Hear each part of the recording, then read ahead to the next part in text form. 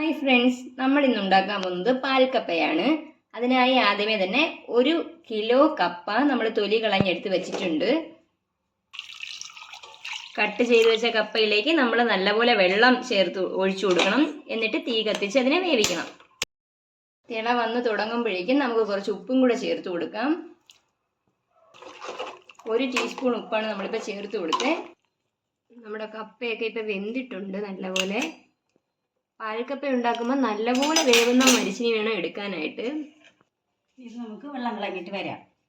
ചട്ടി ചൂടാക്കിയിട്ട് അതിലേക്ക് നമുക്ക് ആദ്യം കപ്പ ഇട്ട് കൊടുക്കാം. 2 പച്ചമുളകും 6-7 ചെറിയ ഉള്ളിയും ചതച്ച് വെച്ചിരിക്കുന്നതാണ്. ഇതും കൂടെ നമുക്ക് ചേർത്ത് കൊടുക്കാം.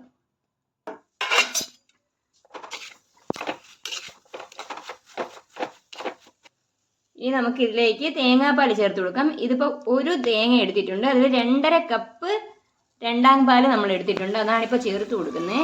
നമ്മൾ ആദ്യം വെള്ളത്തിലൊരു 90% വേവിച്ചു. എന്നിട്ട് ഓഫ് ചെയ്ത് വെള്ളം കളഞ്ഞിട്ട് വന്നിട്ട് ഇനി ബാക്കി 10% നമ്മൾ ഈ തേങ്ങാപ്പാലിൽ കിടന്നിട്ടാണ് ഇത് വേവാൻ പോകുന്നത്. ഇനി ഇതൊന്ന് അടച്ചു വെച്ച് നല്ലപോലെ വേവിച്ചെടുക്കാം.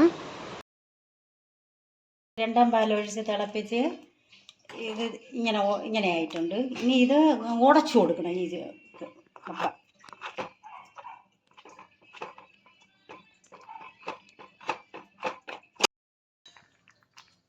ഫുള്ളായിട്ട് നമുക്ക് ഉടച്ചു കളയേണ്ട ആവശ്യമില്ല. നിങ്ങൾക്ക് അടിക്കണമെന്നുണ്ടെങ്കിൽ അത് കുറച്ചങ്ങ് ഇട്ടിക്കണം. ഒരു 1/2 ടീസ്പൂൺ ഉപ്പ് കൂടെ ചേർത്ത് കൊടുക്കുകയാണ്. ഇനി ഇതിലേക്ക് 1 കപ്പ് ഒന്നാം പാല് ചേർത്ത് കൊടുക്കാം.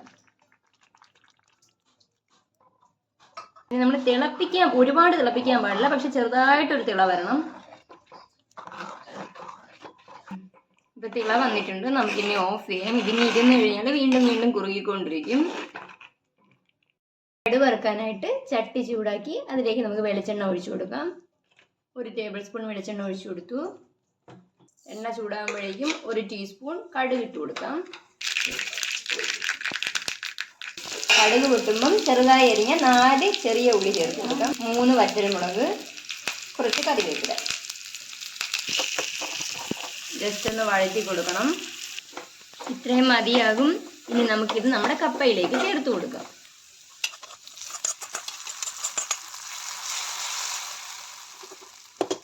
ഇത്രയേ ഉള്ളൂ. നമ്മുടെ പാൽക്കപ്പ റെഡിയായിരിക്കുകയാണ്. മുളക് ചമ്മന്തിയുടെ കൂടെയോ മീനിൻ്റെ കൂടെയോ ചിക്കൻ്റെ കൂടെയോ ഒക്കെ കഴിക്കാൻ പറ്റുന്ന നല്ല സൂപ്പർ ടേസ്റ്റുള്ള സാധനമാണിത്. എല്ലാവരും ഒന്ന് ട്രൈ ചെയ്ത് നോക്കണം. കപ്പ കിട്ടുമ്പോൾ എന്തായാലും ട്രൈ ചെയ്ത് നോക്കണം. എന്തായാലും ഇഷ്ടപ്പെടും.